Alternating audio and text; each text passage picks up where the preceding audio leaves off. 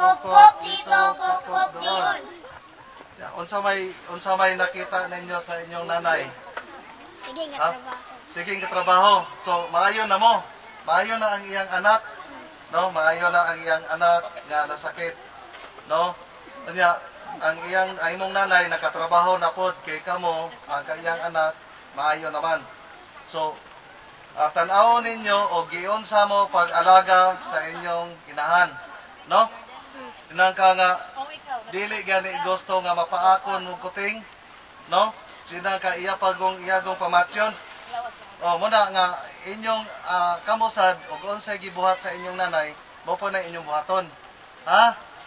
Mga bata? Opo. Okay. Sige, na. Minsan nakita kong maghahawa kamay si nanay at tatay. Ang sarap tingnan. Mali talaga si Tita Maring. Hindi papel diliha ang mga palad ni nanay. Hindi papel diliha isis dito, isis doon. Kiskis dito, kiskis doon. Kaskas dito, kaskas doon. So, unsa na may nakita ninyo? So, ang inyong nanay kay trabahante man kayo. So, ang iyang kamot para ng papel diliha kanang dagko na kay kubal. Kaila mo kubal? Kana wala ka kaila? Kaila. So kana dito kung baga ang palad niya loy kay nanay. Naning kamot si nanay para ninyong mga bata. Ha? O na sinangka kiskis dito, kiskis doon. O manas ginawang kaskas sa pagtrabaho. Bisag unsa lang para lang mabuhi ang mga bata kamo.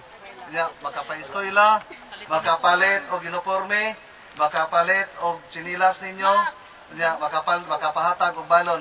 Kinsa may gihatagan ni nanay og balon kada eskwela ninyo? Kami. Baka na kay mutabang man mo di gihatagan mo. Di ba? Nya pila may hatag ni nanay balon ninyo nga kwarta iligkuan o kanon pagpila man. Unsa kanon, biskwit, kwarta. Pagpila man.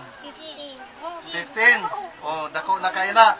So, kung mutabang pagani mo sa inyong nanay, sa sunod, kana inyong 15, himuon na ng nanay o 30. Ingnas nanay ha. Mutabang minay, mga 30. Okay, tabang mo mayo. Okay. Sige. Na. Pero hindi ka rin natiis ang turungin ng nanay. Kung bakit nasabi niya yung maling ang papel niliha ang palad niya. Anak, makapal at magaspang na ang palad ko. Dahil sa katrabaho ang sabi niya. Iniisip kong pinalabot ang magaspang na kamay ni nanay. Ang unan sa ulo ko. Ang manok na ilagang. Ang punto na upuan. Ang mga medyas at kamisita ni tatay. Ang luwang butuan. Paningin lamang pandisala puti. Si nanay, no? Si nanay, kinahanglan yun siya, kaya ingon siya, makapal ko, no?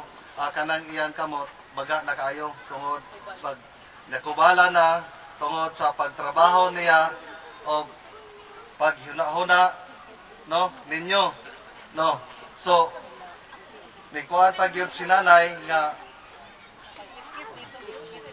kiskis dito, kiskis doon. Daghan kay trabaho magtula magsabaw sa manok, no? Ang kutson pa nga upuan, ang inyong kutson, inyong lingkuranan. So medyas pa ni tatay ug kanang t-shirt sa inyong papa. Mga anak at mga tatay. Dapat. Nanay. Concern king nanay na dapat kamo pod concern pod mo, ha? Nga magtuon na mo panlaba. Tuon na panlaba kay kanang panlaba dili man na makadaot. So ayaw sad mo pa kamo hidag ko na ayaw mo pagtuon og lungag kay kuyaw na makasunog. Ang inyo ra man laba, man limpyo. Ha mga bata? Okay, kasabot mo? Okay, sige. Pumunta ako kay nanay at sumawak sa kamay niya. Pakiramdam ko kahit kailan ayaw ko nang bitawan pa. Di na. Pag-adto ninyo sa inyong nanay, no, nga digonit mo sa iyang kamot, no? Nakakuan mo nang naka-realize, nakahuna-una mo nga dili na ninyo buhian ang kamot sa inyong nanay.